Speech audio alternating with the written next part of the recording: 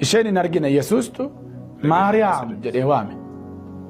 Gaafa garagaltee ilaaltu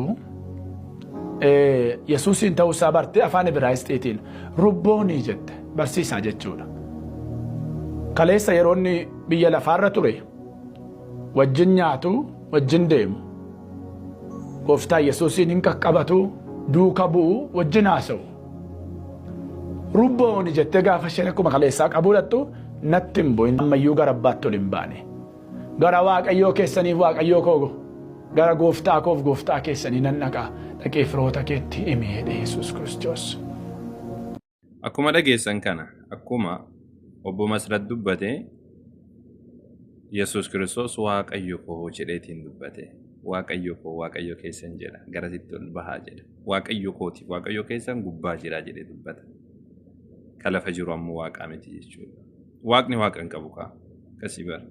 Waaqni Waaqa waan hin qabnee fi kalafa jiru sun kan yeroo san dubbachaatiin ture suni Waaqa miti. Yesuus Waaqa qaba. Ishoo baga gammaddan.